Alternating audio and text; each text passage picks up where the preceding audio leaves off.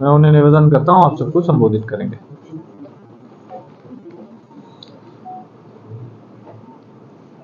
आज की इस प्रेस ब्रीफिंग में उपस्थित हमारे प्रदेश मीडिया के प्रभारी अमित चमनानी जी, रायपुर शहर के सभी सम्मानीय पत्रकार बंधुओं,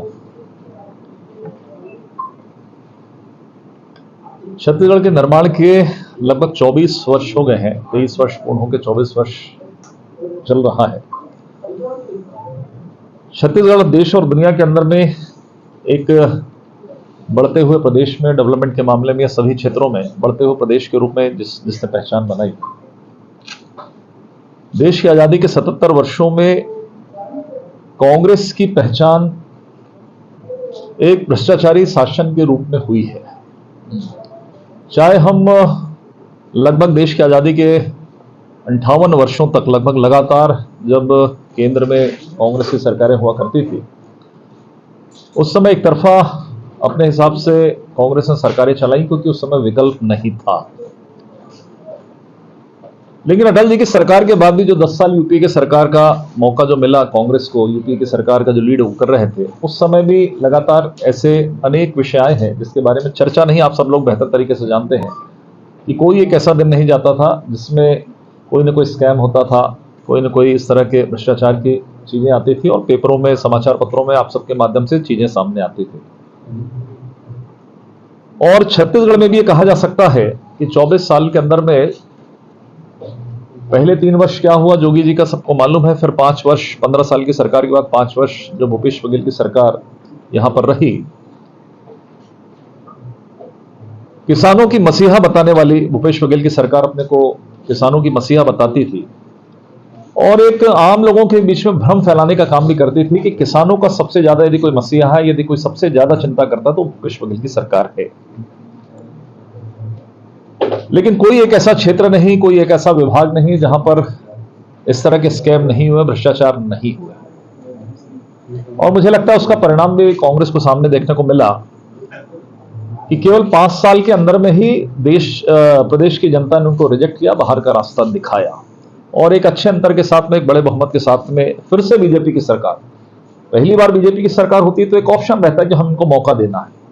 लेकिन 15 साल जिस प्रदेश की जनता ने हमको देखा था, उनको यह विश्वास हुआ कि नहीं, बीजेपी की सरकार ने छत्तीसगढ़ प्रदेश को आगे बढ़ाया, आम जनता के हितों में काम किया है, फिर 5 साल के बाद रिपीट कर हमको वापस यहां पर मौका दिया है।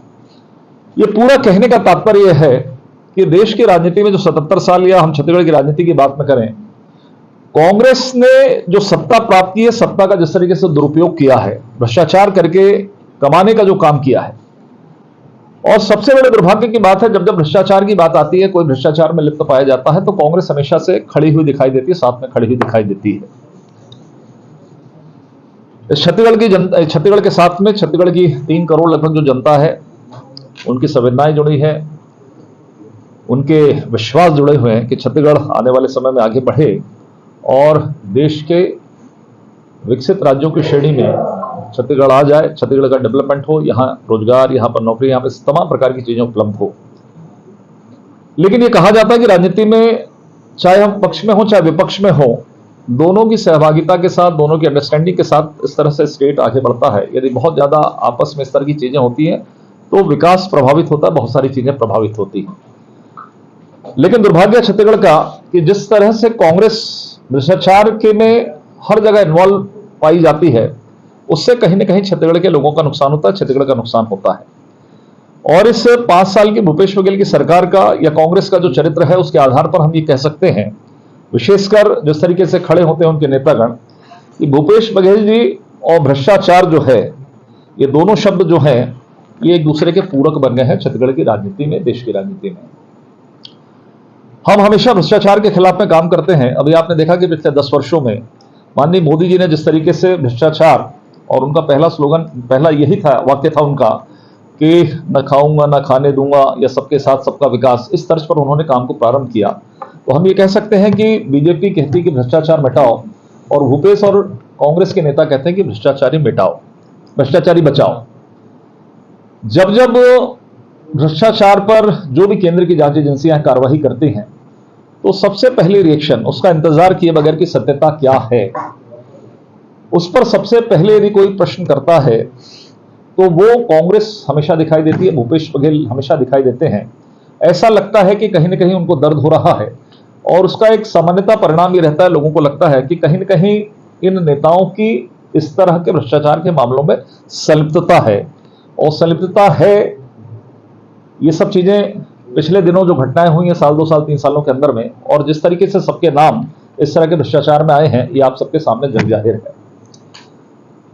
अब तक कांग्रेस के जितने भी सत्ताधीश जो नेता थे, उनकी गिरफ्तारी पर इन हल मचाया, धन लूटा, जनता का हक मारा, छत्तीसगढ़ की संपदा के मामले में जो तमाम प्रकार के काम हुए, मुख्यमंत्री भूपेश बघेल हमेशा से, आपको ध्यान होगा कि जितने लोग आज जेल में हैं, थोड़ा सा इस बात पे हमको विचार करना पड़ेगा कि कभी आगे बढ़कर यह नहीं कहा गया एक मुख्यमंत्री के तौर पर, पहले भी या पूर्व मुख्यमंत्री के तौर पर, हाँ इसकी जांच होनी चाहिए, सत्यता आनी चाहिए, उसके बाद हम इस पर बातचीत करेंगे।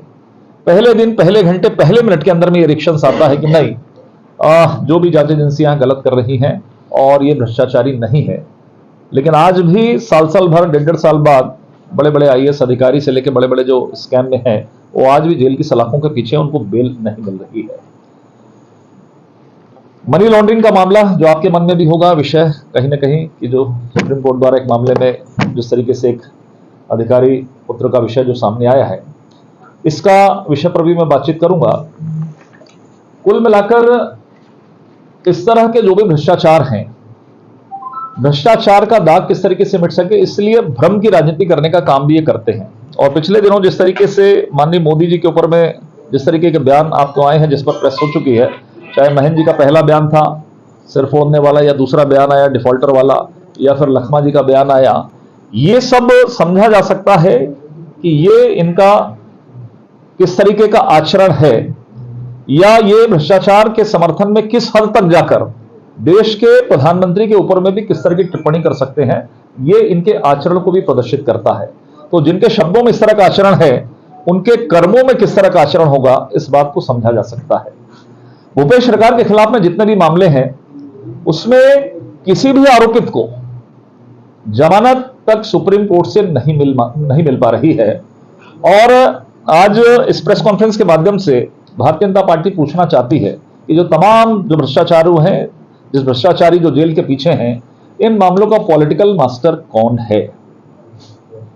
मालूम जनता को सब है, लेकिन कांग्रेस के नेता भूपेश बघेल जी सामने आकर कहें ये तमाम जो उनके कार्यकाल में जो भ्रष्टाचार हुआ, जिसके पीछे अधिकारी जेल की सलाखों के पीछे हैं, इनके पीछे कोई व्यक्तिगत नहीं, इसके पीछे कहीं ना कहीं पहला बयान था सिर फोड़ने वाला, या दूसरा बयान आया डिफॉल्टर वाला, या फिर लखमा जी का बयान आया, ये सब समझा जा सकता है कि ये इनका किस तरीके का आचरण है, या ये भ्रष्टाचार के समर्थन में किस हद तक जाकर देश के प्रधानमंत्री के ऊपर में भी किस तरह की टिप्पणी कर सकते हैं, ये इनके आचरण को भी प्रदर्शित करता है। तो जिनके शब्दों में इस तरह का आचरण है, उनके कर्मों में किस तरह का आचरण होगा, इस बात को समझा जा सकता है। भूपेश सरकार के खिलाफ में जितने भी मामले हैं, उसमें किसी भी आरोपित को जमानत तक सुप्रीम कोर्ट से नहीं मिल पा रही है।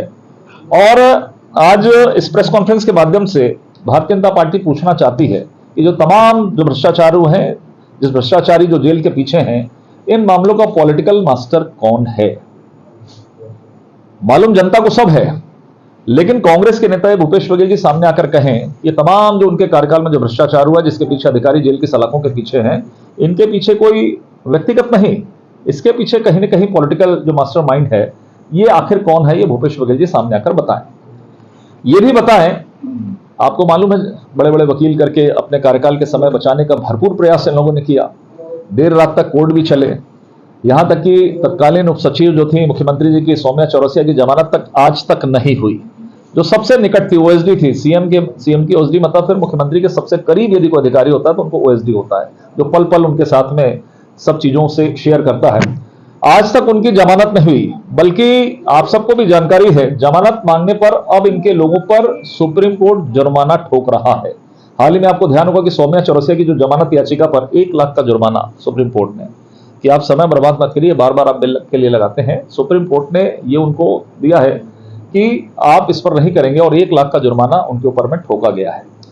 भूपेश बघेल जी से एक सवाल आज हम ये भी कर रहे हैं कि एक और प्रमुख अधिकारी समीर विश्नोई, इन सब चीजों को भूलना नहीं चाहिए, क्योंकि इन्होंने छत्तीसगढ़ को लूटा है। वो भी आईएएस ऑफिसर है। प्रमुख अधिकारी समीर विश्नोई के पास से जो सोना, नकदी, अचल संपत्ति जो बरामद हुई थी, ये आप सबके चैनल और मीडिया के माध्यम से आम जनता को जानकारी मिली। पिछले 1.5 वर्ष से जेल की सलाखों के पीछे आखिर समीर विश्नोई हैं, उनको बेल क्यों नहीं मिल पा रही है? भूपेश बघेल जी के अधिकारी थे, ये बताएं उनको। इसके साथ ही कई साथी हैं इनके, ज्योत्सना महन जैसे भूपेश बघेल के कई साथी भी हैं जो उनके बहुत विश्वसनीय लोग थे। ज्योत्सना महन जी, जयसिंह अग्रवाल, मोहन मरकाम ने भी अनेक मौकों पर समय समय पर इस बात को कहा है कि कांग्रेस की प्रदेश सरकार में भ्रष्टाचार लगातार हुआ है। अभी अभी वर्तमान में इनके जो प्रदेश महामंत्री जो संगठन थे, चंद्रशेखर शुक्ला, उन्होंने इस्तीफा देने के बाद कांग्रेस शासनकाल में भ्रष्टाचार के कई राज खोले हैं।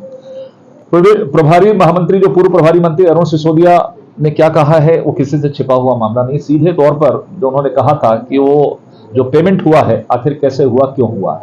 उनके सलाहकार थे भूपेश बघेल जी के विनोद वर्मा, उनके बेटे को लाभ पहुंचाने के लिए पार्टी फंड का लगभग 6 करोड़ 5 करोड़ 89 लाख रुपए का एक आया है, गबन करने का भी आरोप लगा है।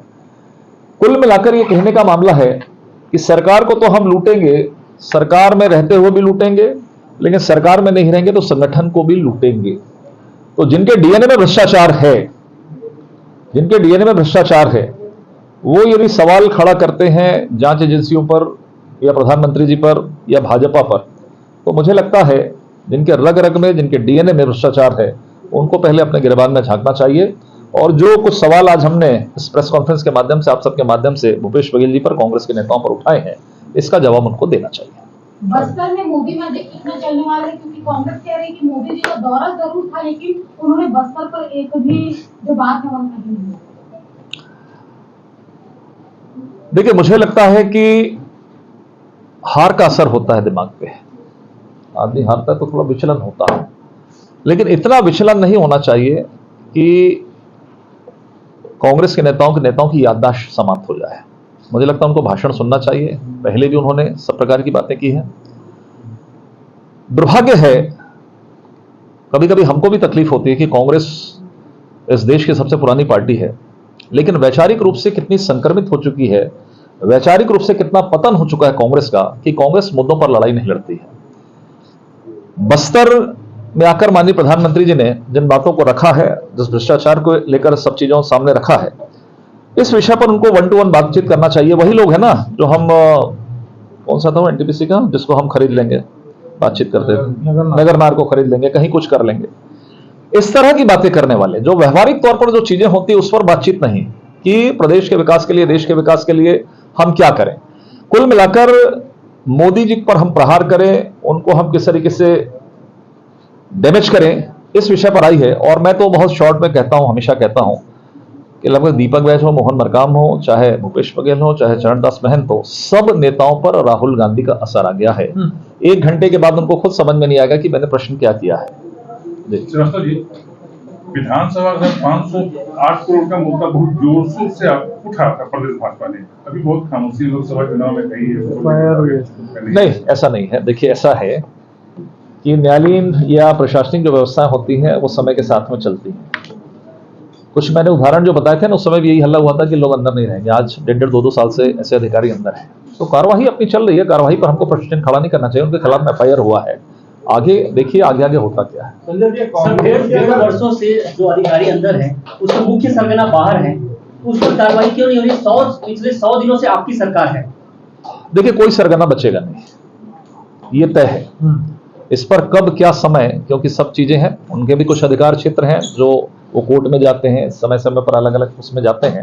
तो ऐसा नहीं है, कोई वो राज्य नहीं कि हम उठाकर सीधे उसको अंदर कर रहे हैं। समय सीमा इसकी नहीं होती है, लेकिन कार्यवाही लगातार जारी है। ये कह सकता हूं मैं, जिस तरीके का चल रहा है, जिस तरीके की कार्यवाही भ्रष्टाचार मुक्त वाला विषय है, वो कोई व्यक्ति नहीं बचेगा। आपने देखा, जिनको लगता था कि शायद जिनके खिलाफ में दिल्ली में आपको लगता था कि शायद इनके खिलाफ में कभी एफआईआर, जेल नहीं जाएंगे, आज वो जेल की सलाखों के पीछे है। यहां पर भी जिनको लगता था आपको कि शायद एफआईआर नहीं होगी, एफआईआर हुई। तो कार्रवाई धीरे धीरे आगे बढ़ रही है, जो आप चाह रहे हैं वो भी होगा।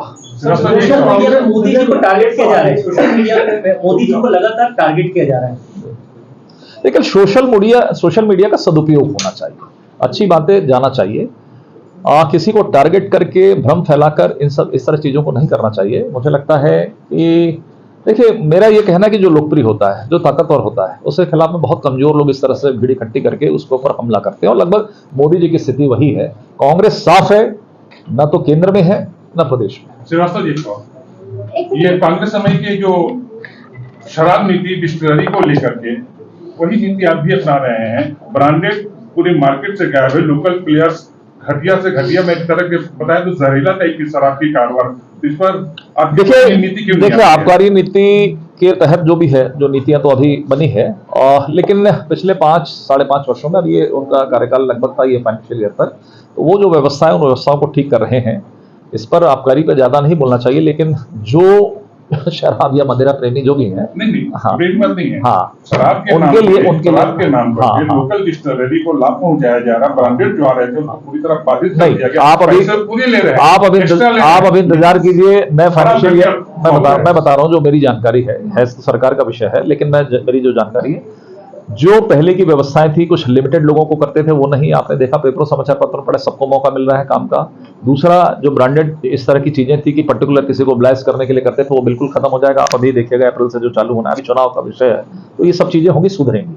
2-4-6 महीने 8 महीने समय दीजिए, 1 साल, उसके बाद बातचीत करेंगे, उस पर फिर आप सवाल करिए। राजधानी रायपुर से राजू दीवान की रिपोर्ट।